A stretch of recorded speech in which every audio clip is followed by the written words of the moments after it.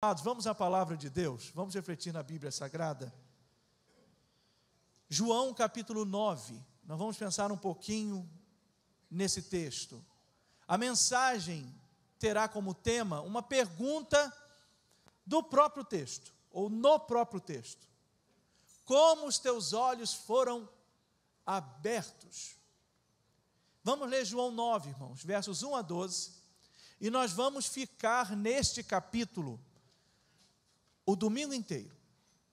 Agora de manhã nós vamos ler os 12 primeiros versículos, mas vamos comentar na aplicação o que aconteceu até o versículo 34. A aplicação será o interrogatório do texto. À noite nós vamos fechar o capítulo. Vamos ver o que Jesus fez de aplicação nesse capítulo, e está registrado nos versos 35 ao final, 42.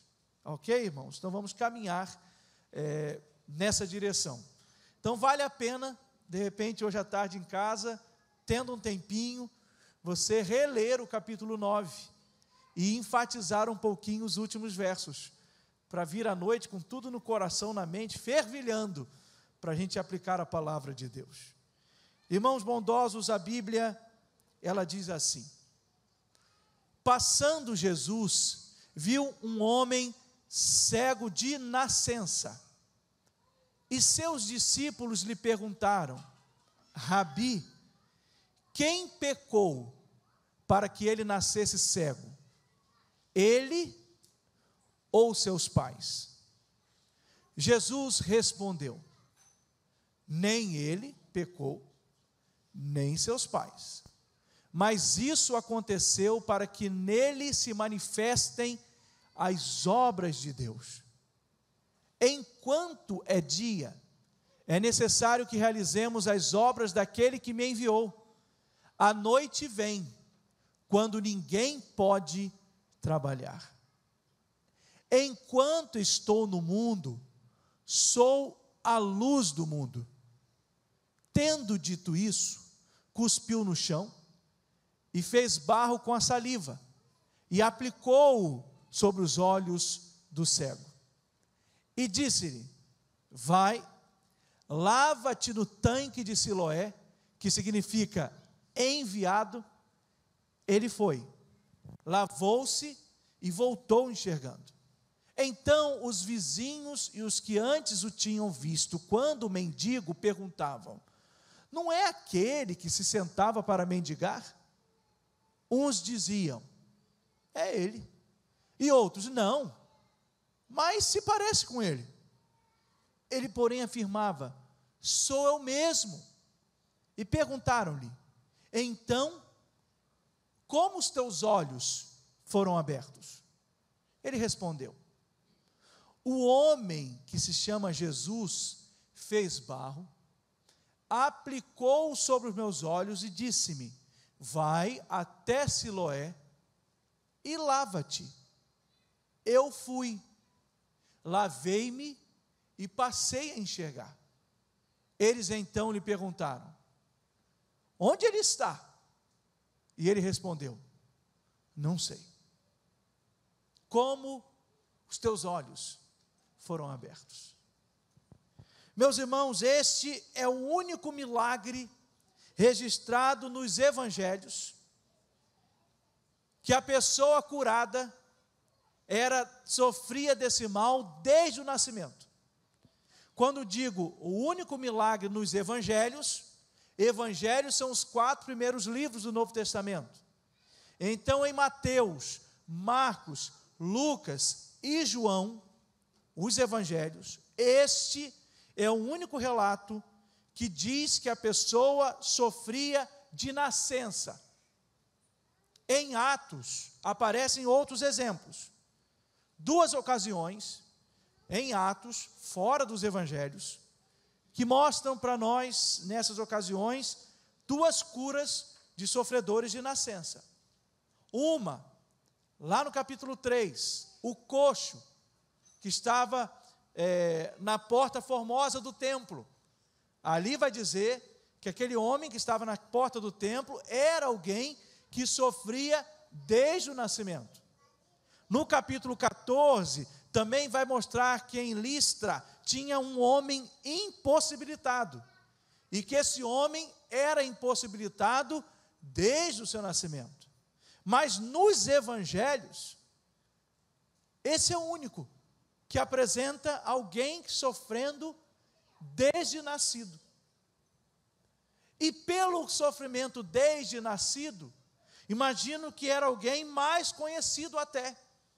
Tão conhecido que os discípulos sabiam um pouco da vida dele, do que ele enfrentara, das situações que eles poderiam ter passado. E quando estiveram com Jesus, nesse momento, quando viram aquele homem, eles então aproveitaram para tirar algumas dúvidas com Jesus, sobre situações que faziam parte do relatório de questionamentos da época. Viram Jesus, viram aquele homem, aproveitaram. E agora, vamos nos esclarecer um pouquinho com Jesus sobre o que acontece na vida desse homem que eles conheciam. Como bons judeus, também tinham suas curiosidades. E os judeus, irmãos, eles relacionavam sofrimento com o pecado. Era algo comum relacionar naquela época. Sofrimento era relacionado ao pecado. Então eles nutriam um pressuposto básico, de que se alguém estava sofrendo, existia, de um modo ou de outro, direta ou indiretamente, tinha pecado. Por isso uma pergunta, lá no versículo 2, mestre, rabi, mestre, quem que pecou para ele nascer cego? Foi ele ou foram os pais dele? Percebem que eles aproveitaram o momento? Ele era de nascença, muita história, muito conhecimento, o sofrimento, pecado, sofrimento, vamos aproveitar agora, estamos diante de Jesus. E como ele é professor, a pergunta, mestre, quem foi que fez isso? Interessante que a gente fica logo perguntando, o texto dá o dado para a gente que ele era cego de nascença. Como ele pode então ser, a cegueira dele pode ter sido resultado do pecado dele, se ele já nasceu desse jeito? Aí, irmãos, isso dá pano para manga.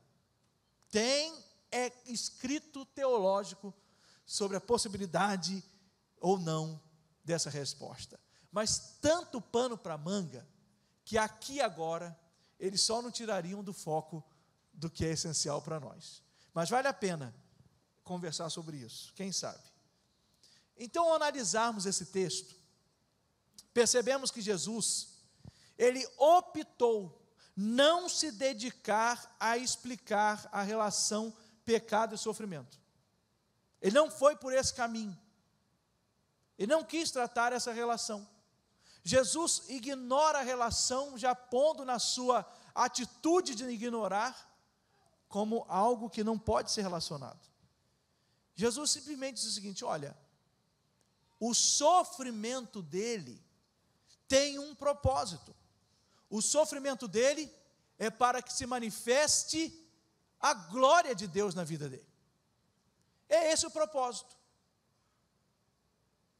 Não é o caso aqui, mas vocês já viram que existem pessoas que só abrem a porta da casa para Jesus na hora da dor?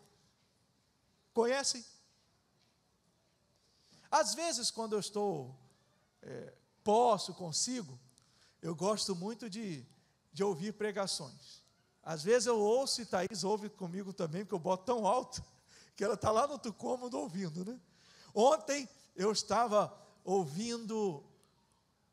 ouvi uma pregação, acho que quando estava ajeitando as malas para a viagem de férias, do pastor Geraldo Jeremias. E aí ele estava pregando, e aí ele disse que um homem muito incrédulo, mas muito incrédulo, o filho dele foi picado por uma cobra, e ele estava fazendo de tudo, e não melhorava o menino, de tudo, e não melhorava o menino, até que disseram assim, pelo amor de Deus, pede o pastor para fazer uma oração por esse menino, pede o pastor, mas eu não acredito nisso, mas pede, vai, creia em Deus, pede o pastor. Aí ele falou, eu não gosto de pastor. Eu falei, pastor, está um purinho lá em casa, ora pelo meu filho, ele tem uma picada de cobra, e aí está mal, está dando os remédios, mas disseram tanto para pedir para o pastor orar. E aí o pastor Geraldo Jeremias disse na ilustração, que o pastor foi lá na casa dele, aí começou a orar, falando assim, Senhor, manda mais cobra, manda a família toda, porque só assim Jesus entra nessa casa.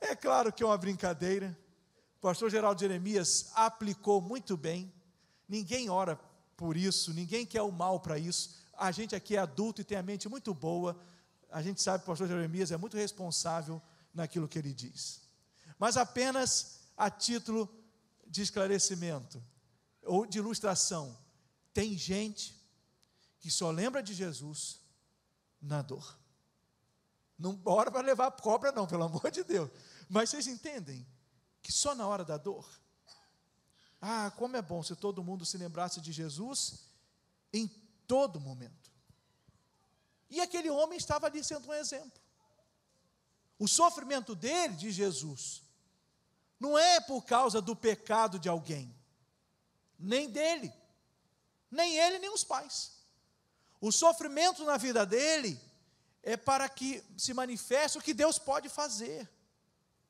É muito interessante, a gente olhar João, o Evangelho, e perceber que ele dá um destaque muito bonito e forte, ele vai dizer o seguinte, esse sofrimento é para sinal da glória de Deus, é para sinal do poder de Deus. Isso é muito interessante, porque vocês já perceberam que nós temos 4 evangelhos na Bíblia, Mateus, Marcos e Lucas, e João. Por que dei essa pausa? Porque Mateus, Marcos e Lucas, já repararam que quando a gente os lê, parece estar lendo a mesma coisa nos 3, e até repetido, porque eles são chamados de evangelhos sinóticos. Mateus, Marcos e Lucas têm a mesma forma, a mesmo pilar, o mesmo prisma de descrever um evento. João tem outra questão. Suponhamos, é como se eu dissesse o seguinte, olha, temos 3 fileiras aqui nessa igreja, aí imagino que eu peço a vocês para descrevam o pastor Elildes, aí de repente essas 2 fileiras vão olhar mais para descrever sobre mim do ponto de vista externo, não estão fazendo coisa errada, mas de repente foi esse o ponto que vocês pegaram para escrever. Então essas 2 fileiras estão dizendo o seguinte, olha, ele às vezes, muito raramente ele usa terno e gravata, às vezes, mas todo dia está de bermuda e havaiana, parará, raramente ele bota calça, aí você vai citando as coisas. De repente os irmãos dessa fileira decidiram olhar para mim e dizer o seguinte, nossa, abordar outro aspecto, o pastor Elildes, ele é aquele que está se despedindo do cabelo de vez em vez, percebem que ele é aquele pastor careca, parará, observem, as 2 fileiras falaram do terno, falaram a verdade ou não? Falaram, estou vestido de terno. Essa fileira falou um pouco da virtude que eu tenho na cabeça, falou mentira? Não. Apenas essas 2 fileiras decidiram, abordaram a verdade pelo prisma a partir da minha roupa. O ponto de partida foi a minha roupa. Essa fileira, o ponto de partida foi a minha cabeça brilhante. João tem um ponto de partida para registrar a vida de Jesus. O ponto de partida de João são os milagres de Jesus, os sinais.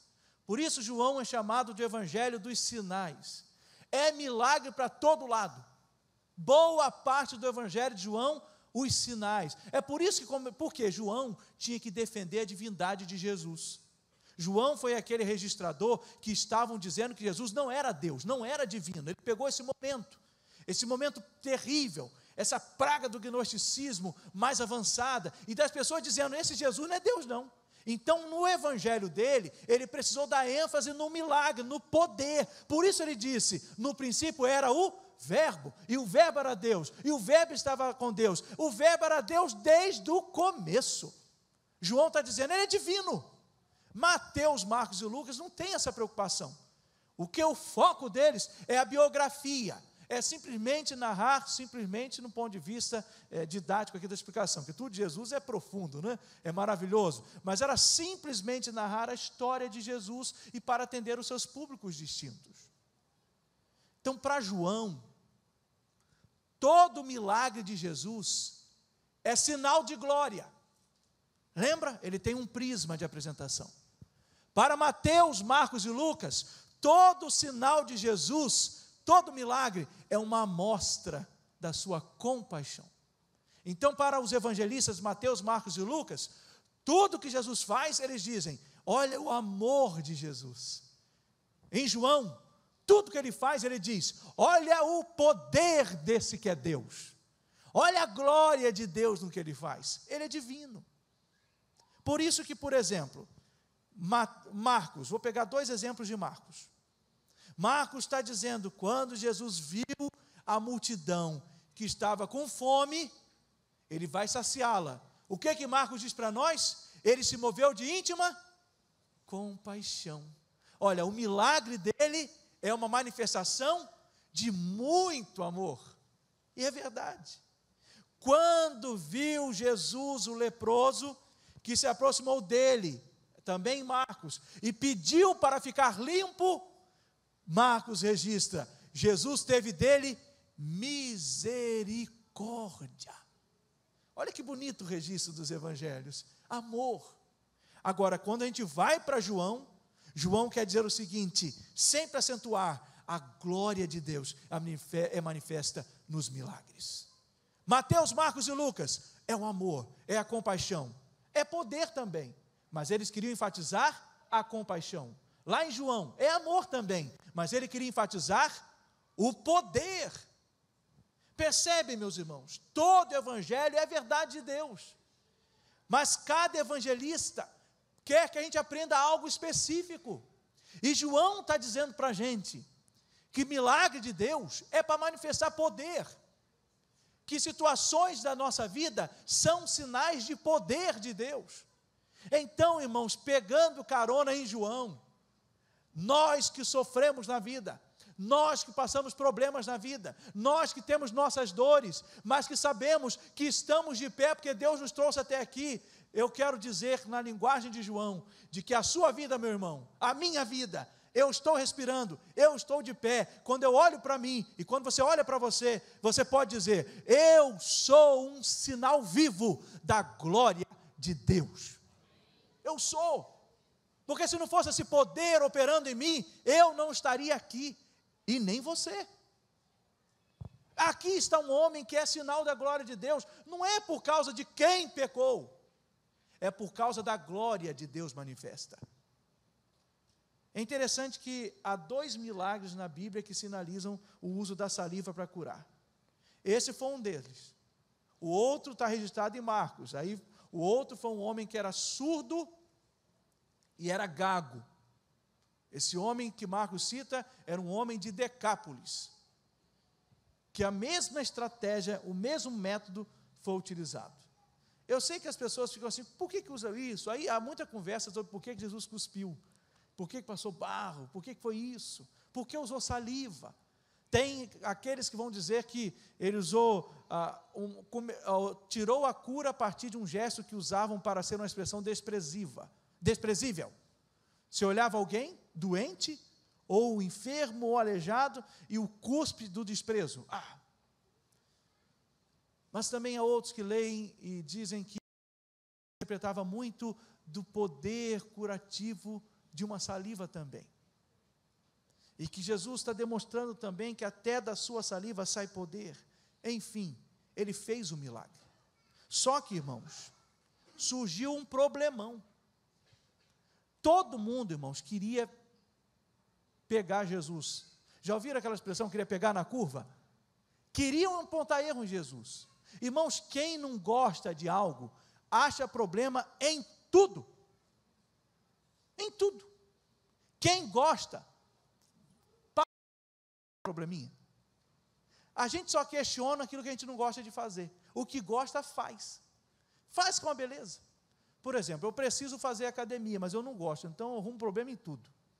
E um dia eu fui lá malhar, o ar em 27 graus vai me matar. Estou com calor. Mas quem gosta, assim que ajuda, porque vai suando mais. Percebe? É isso. Irmãos, a gente que vem aqui na frente, coloca o dízimo ali. É o dízimo, pode chamar de dízimo, pode chamar o que for, eu vou entregar. Quem não gosta, quem tem mão de periquito, fechado assim, irmãos, questiona tudo. Isso é do novo, é do velho, é assim. A gente questiona aquilo que a gente não gosta. Não gostavam de Jesus, vão questionar Jesus, vão criticar Jesus, vão pisar em Jesus. Ele curou o homem no sábado. Povo difícil. Aí disseram assim: Jesus desobedeceu a lei. Então esse homem é um pecador. Por algumas razões. Olha o que eles alegavam, mais ou menos. Se ele fez lodo, tinha incorrido num problema.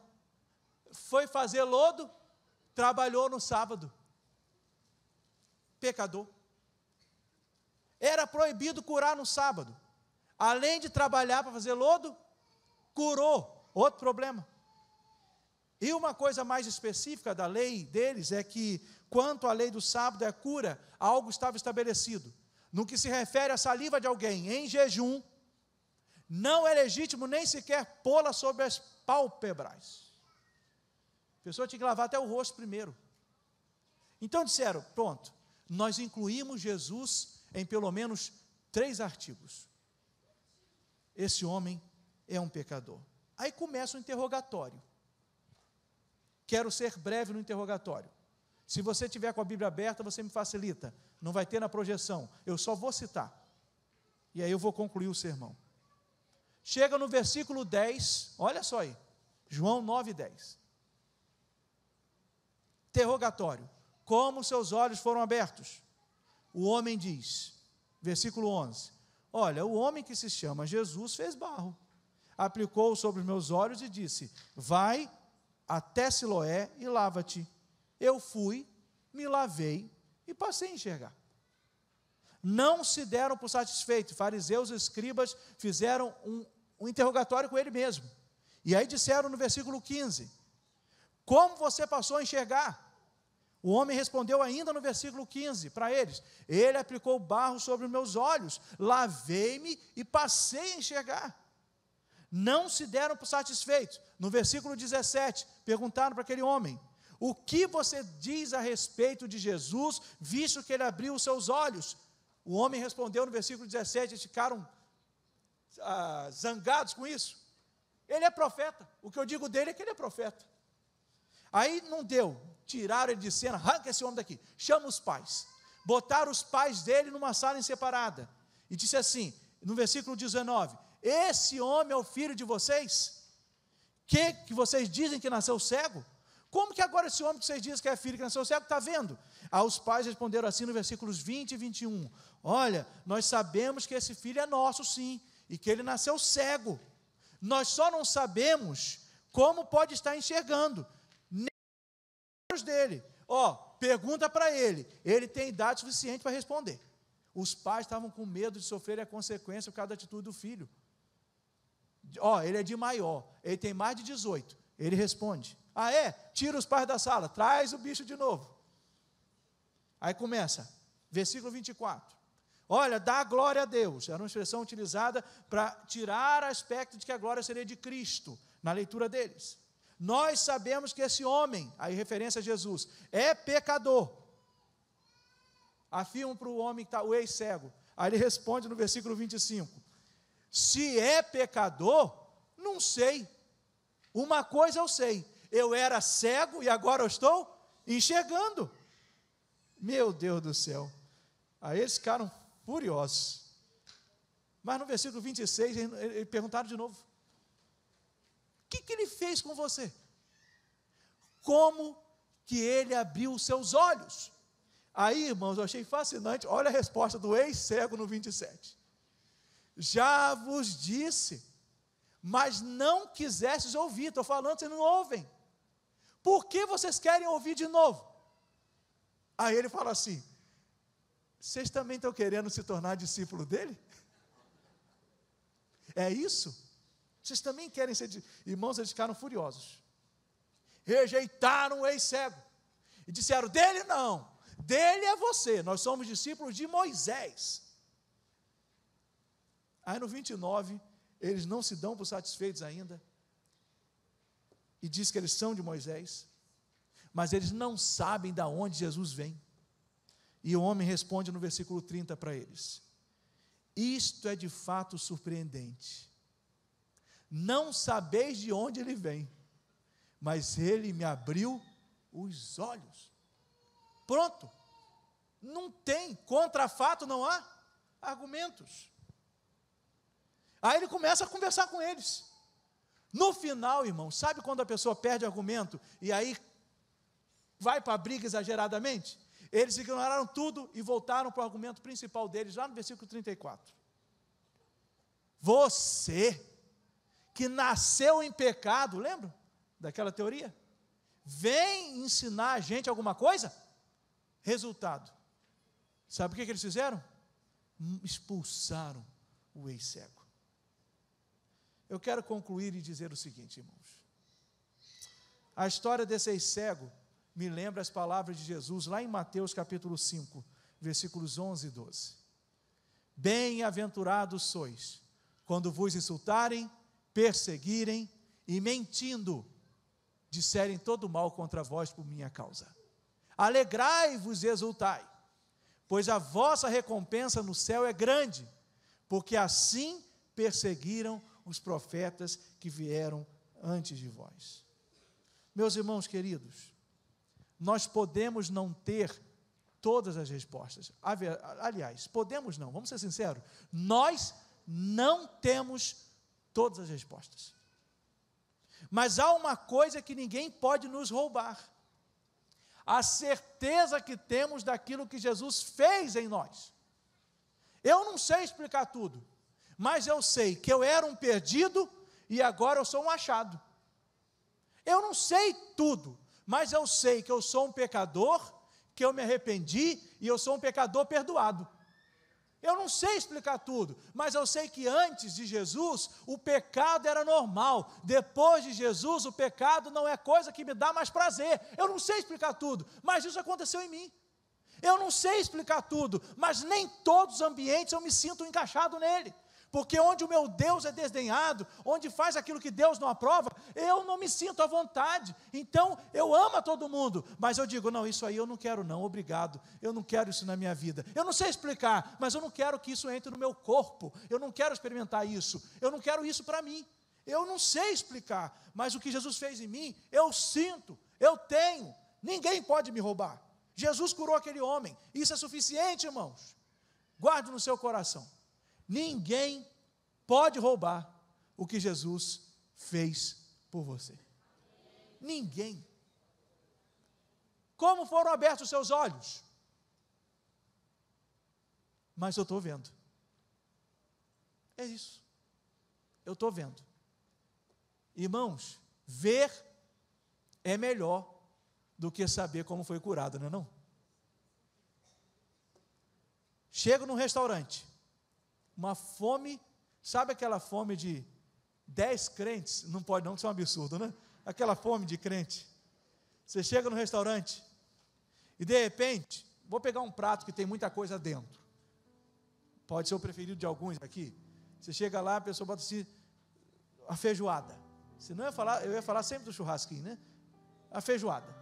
Aí você pediu assim: põe a feijoada aí para mim. Aí chega lá o dono do restaurante, irmão Jorge tem cara de dono do restaurante. Chega lá, põe aquele prato cheiroso diante de você. Aí quando você vai pegar o garfo para comer, diz assim: deixa eu te dizer o que eu fiz aí.